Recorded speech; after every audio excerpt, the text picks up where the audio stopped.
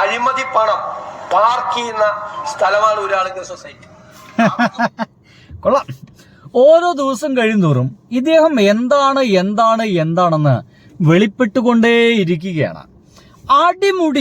ആടിമുടി ഫേക്കാണ് എന്ന് കൃത്യമായിട്ടും കേരള ജനതയ്ക്ക് മുഴുവൻ തോന്നിപ്പോയിരിക്കുന്നു.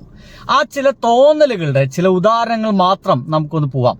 ഇന്ന് നിയമസഭയിൽ ഊരാളുങ്കൽ എന്ന് പറയുന്നൊരു സൊസൈറ്റി ഉണ്ട്. വേണമെങ്കിൽ പറഞ്ഞോളൂ, അതിൽ മിക്കതും CPM-കാരാണ്, അല്ലെങ്കിൽ CPM-ന്റെ നേതൃത്വത്തിൽ, അല്ലെങ്കിൽ CPM-ന്റെ ആശയധാരയുള്ള ഒരു സൊസൈറ്റിയാണ് ഊരാളുങ്കൽ സൊസൈറ്റി തന്നെ പറഞ്ഞോളൂ. കേരളത്തിൽ അങ്ങോളം ഇങ്ങോളം കോടിക്കണക്കിന് രൂപയുടെ വർക്ക് വളരെ വൃത്തിയായിട്ട് ഊരാളുങ്കൽ സൊസൈറ്റി നടത്തുന്നുണ്ട് എന്നുള്ള കാര്യം നമുക്ക് എല്ലാവർക്കും അറിയുന്നതാണ്.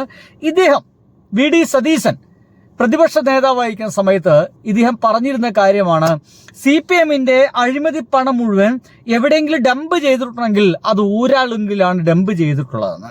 അതാണ് നിങ്ങൾ കേട്ടത്.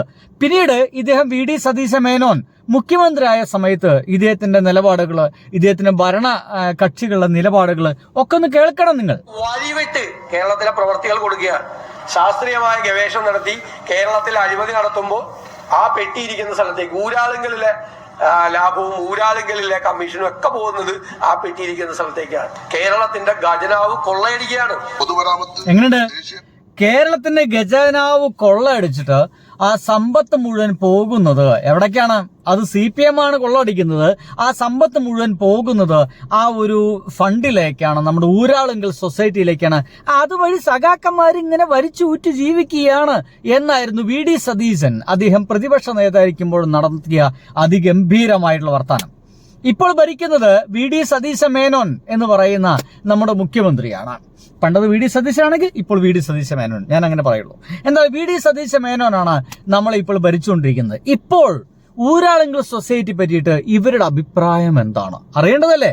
ഇപ്പോഴെന്താണ് ഇവരുടെ അഭിപ്രായം? നമുക്ക് നമ്മുടെ ബഷീർ ഖാന്റെ വർത്താനം കേൾക്കാം. പ്രകാരം ചെയ്യുന്ന പ്രവൃത്തികളിൽ ഊരാളുങ്കൽ ലേബർ കോപ്പറേറ്റീവ് സൊസൈറ്റിക്ക് പ്രത്യേക മുൻഗണന നിലവിൽ ഇല്ല. എന്നാൽ പൊതുമരാമത്ത് സ്റ്റേറ്റ് ഫണ്ട് ഉപയോഗിച്ച് ചെയ്യുന്ന ദേശീയപാത പ്രവൃത്തികളിൽ മേൽ സൂചിപ്പിച്ച സർക്കാർ ഉത്തരവുകൾ ബാധകമാണ്. ബി. പൊതുമരാമത്ത് വകുപ്പിന്റെ പ്രവൃത്തികളിൽ ഊരാളുങ്കൽ കോപ്പറേറ്റീവ് സൊസൈറ്റിക്ക് നടപടിക്രമങ്ങൾ പാലിക്കാതെ പ്രവൃത്തി അനുവദിച്ചതായി ശ്രദ്ധയിൽപ്പെട്ടിട്ടില്ല. അടിപൊളി. നിങ്ങളൊക്കെ വായെന്ന് തന്നെ അത് വരണം. ഊരാളുങ്കൽ സൊസൈറ്റിക്ക് നടപടിക്രമങ്ങൾ പാലിക്കാതെ ഗവൺമെന്റ് ഒരു പദ്ധതി പോലും പ്രവൃത്തിക്ക് വേണ്ടി വിട്ടുകൊടുത്തിട്ടില്ല എന്ന് പറയുന്നത് എന്റെ പ്രിയപ്പെട്ട സുഹൃത്തുക്കളെ CPM-കാരനല്ല, ഒരു UDF-കാരനാ. അതും ലീഗാണ്. നല്ല വെടിപ്പുള്ള പച്ച ലീഗ്.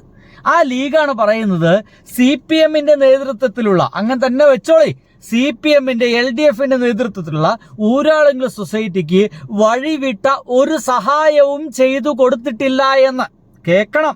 പൊതുമരാമത്ത് വകുപ്പിന്റെ പ്രവൃത്തികളെല്ലാം തന്നെ ഗുണനിലവാര പരിശോധന കർശനമായി പാലിക്കുന്നുണ്ട്.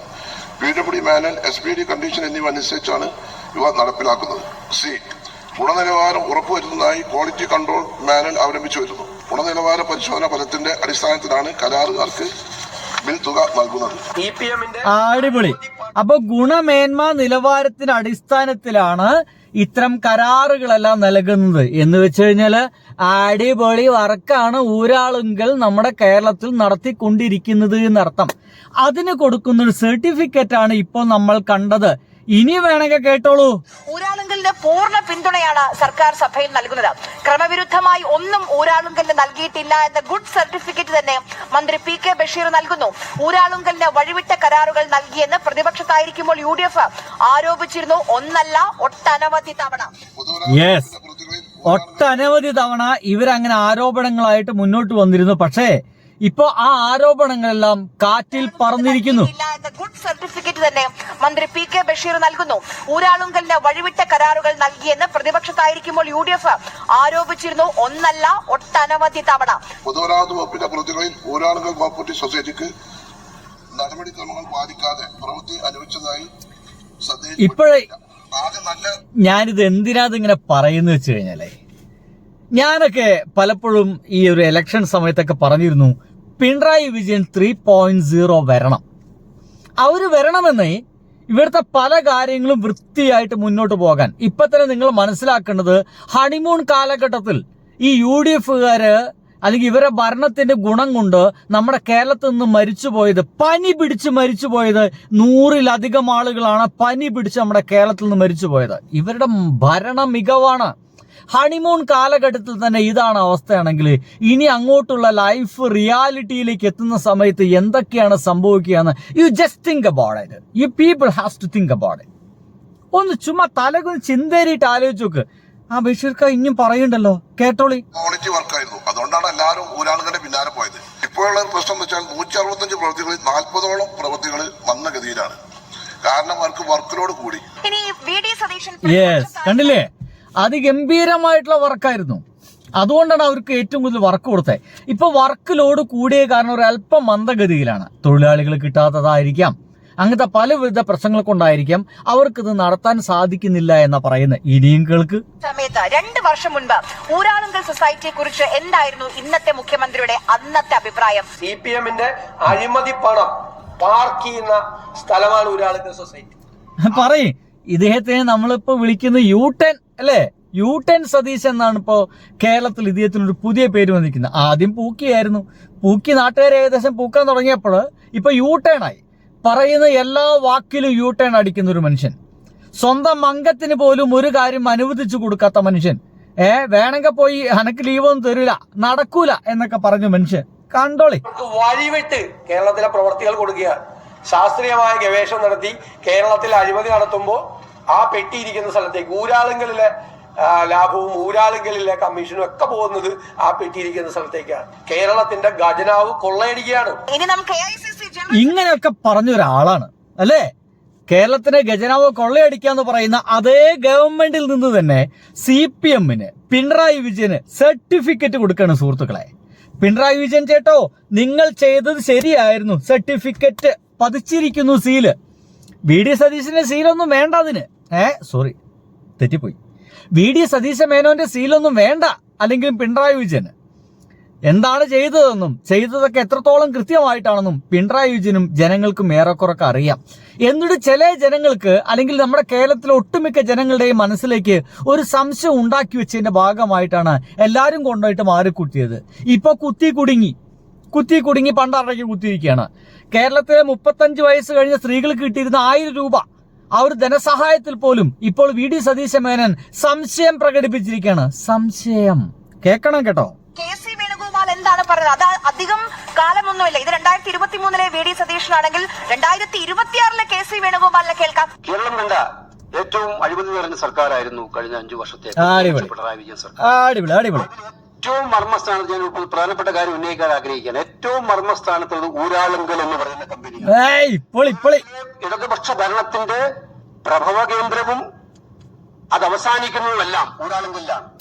അറിയാവുന്നതുപോലെ ഒരു സഹകരണ സൊസൈറ്റി എന്ന പേരിലാണ്.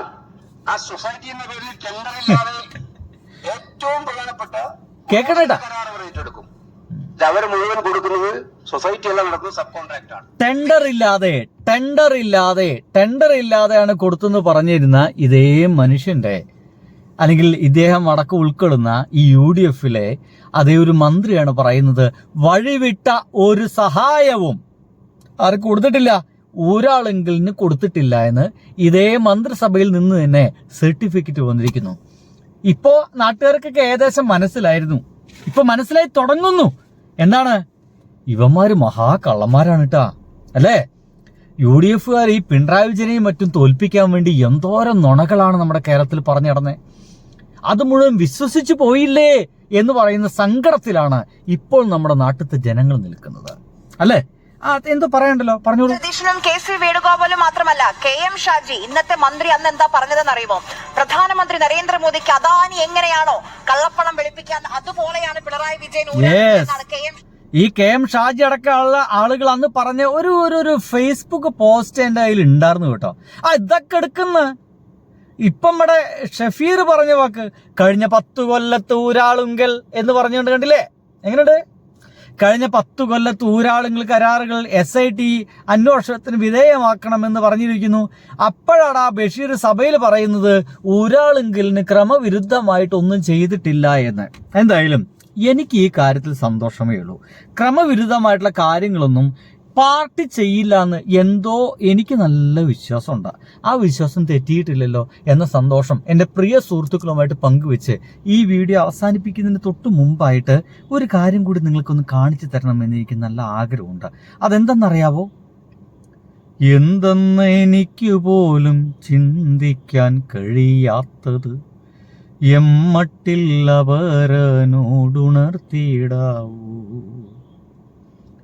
എമ്മട്ടിൽ അപരനോ. അതാണ് ഞങ്ങളുടെ നിയോജക മണ്ഡലത്തിൽ ഏത് സമിതിയാണ്, ഏത് പഞ്ചായത്തിൽ ഏത് സമിതിയാണ് നിലവിലിരുന്നത്? ഒരു സമിതിയില്ല. അന്ന് വേണ്ടപ്പെട്ടവർക്കെല്ലാം നിങ്ങളുടെ ലോക്കൽ കമ്മിറ്റിയും നിങ്ങളുടെ ഏരിയ കമ്മിറ്റിയും കൂടി കൊടുത്താണ്.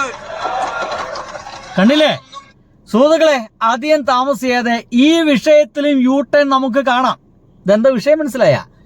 35 വയസ്സ് കഴിഞ്ഞ നമ്മുടെ സ്ത്രീകൾക്ക് ജോലിയൊന്നുമില്ലെങ്കിൽ വീട്ടിൽ അടുക്കളപ്പണിയുമായിട്ട് പോയിരുന്ന ആളുകൾക്ക് 1000 രൂപ കൂടി പെൻഷൻ കൊടുത്തിരുന്നു. അത് നിർത്തലാക്കാൻ വേണ്ടിയിട്ടുള്ള ഘോരഘോര പ്രസംഗമാണ് നമ്മൾ കേൾക്കുന്നത്. അല്ലാതെ ജനങ്ങൾക്ക് ഉപകാരമുള്ള ഒരു നാക്കുപോലും അല്ലാതെ എന്നർത്ഥം. അപ്പോൾ സുഹൃത്തുക്കളെ, ബൈ.